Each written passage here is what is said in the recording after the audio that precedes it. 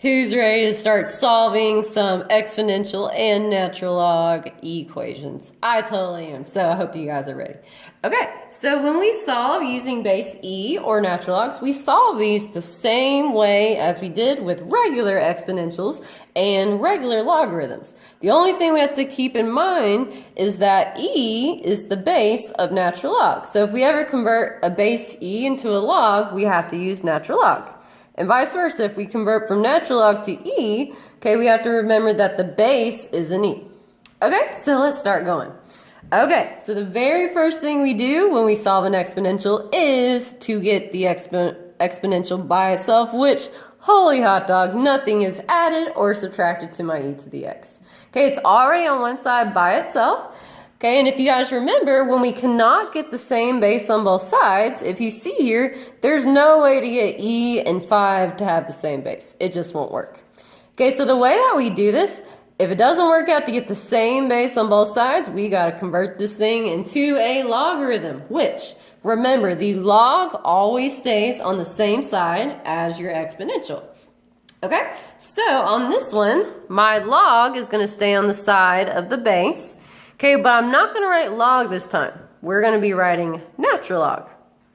Okay, natural log base E, which you don't have to write it unless it makes you feel better. I'm not going to write it because this is how you'll typically see it. But if it's really bothering you that you cannot see the base, you can draw in like a little E as your base. Okay, so the log stays on the same side as the base. Okay, and don't forget, these two are going to trade spots. So my 5 is going to hop inside of my natural log. And the x is going to hop to the other side of the equation. And look at that, you guys, my x is solved for. So that's my final answer. Okay, which you know that Miss Long likes her x on the left-hand side, so I'm going to write that first. As I'm going to basically flip-flop my equation using the symmetric property of equality. So x equals natural log of 5. And that's it. Yay! I'm so excited I'm going to put it in a cloud. Holy hot dog. Alright, so that is it for example 5. Okay, now example 6, same idea, but we have a log. Okay, so do not forget the very first thing you do when you solve a log equation or inequality, every log that contains a variable you must set to be greater than 0. Okay, so I see an x right there, so I'm going to set that to be greater than 0.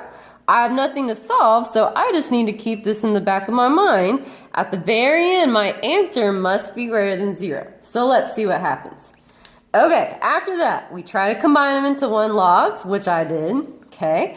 And since we don't have a log on both sides, if you remember from the last section, the way that we solve is by converting this bad boy into an exponential. Okay, which I am going to draw on the e this time just so it helps when we're converting. Okay, so the base is secretly an e. Okay, so the base of my log is the base of my exponential. So the base is going to be e. Okay, and then remember, these two just trade spots. So the 43 is going to hop into my exponent. So it'll be here. And the x will hop to the other side of the equal sign. Okay, so that's my final answer, but you know Miss Long, she's got to have that x on the left-hand side. So x equals e to the 43rd power. Okay, now let's think about this. Okay, our answer has to be greater than 0. Now we know that e is approximately 2.71 or so. Okay, you don't have to have it memorized, but it's somewhere in there. So think about it. If I raise, let's just say 2.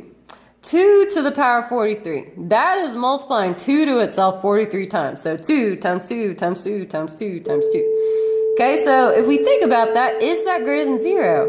Holy hot dog, it totally is greater than 0. Okay, 2.71 to the 43rd power is definitely going to be greater than 0. Okay, so this is totally my final answer. I don't have to do anything else. That's it. You just leave it in base E. We don't have to get an approximated answer.